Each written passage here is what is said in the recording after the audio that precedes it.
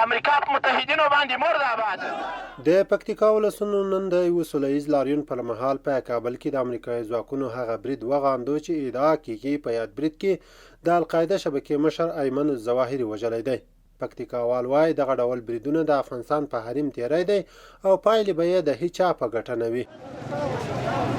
امریکا یې ور بیا د تیر په شان باندې بزدلانه حمله کړې ده د کابل د موږ په لرغوني ښار باندې او یو تجاوز یې کړی ده. دا ټول پکتیکاوال په یوه غږ باندې راوتلي او د حملې د غندلو دپاره دا هیڅ حقیقت نه لري چې ایمن الظواهري یا بل یو اجنبي دی زموږ په وطن کې دوی حمله کړې وه چې هغه کوم حقیقت نه لري. کوم چې دوی ویلي کوم چې دوی په دوحې کې تړون کې واده راسره کړی و د هغې خلافت یې کړی ده. نو موږ په دغې پار باندې راوتلي یو تر څو د کفارو په خلاف باندې مظاهرې وکړو. لاریونوال وایي د خپل دولت تر شا ولاړ دی او چاته به اجازه ورنکړي چې د نورو په اشاره یو ځل بیا افغانستان د جګړې لور ته بوځي. دوی وایي امریکا تیر 20 کاله په افغانستان کې د القاعده شبکې د له منځه وړلو په نامه په لکونو بېګناه افغانان ووژل او په لکونو نور یې د خپلو کورونو پرېښودلو ته اړ ایستل چې په پایله کې یې دغه خونړۍ جګړه د امریکا په بېشرمانه ماتې پای ته ورسېده.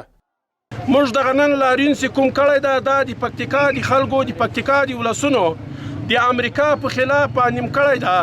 امریکایان دي دا فکر نه کوي چې زه به په یو او بل قسم باندې په افغانستان کې حملې کوم او اسلامي نظام او د موږ امارت ته به کوم ضرر رسوم. موږ د امارت له شا ټول ولسونه ولاړ یو او انشاءالله موږ به خپل بچیان او ځانونه ټول په دغه اسلام او په امارت باندې قرباني کوو. نو موږ ولس رالټیږو امریکا ته کلک جواب ورکوو. کوم یمن المظهري چې دوی وایي جو بایډن وایي چې دلته موږ وزله یا برید پې کړی هغه هېڅ حقیقت نه لري. دوی د موږ حکومت ته سپکاوی لري. دوی د موږ حکومت ته درناوی نه لري او موږ به د امریکا په خلاف ټول رالټیږو.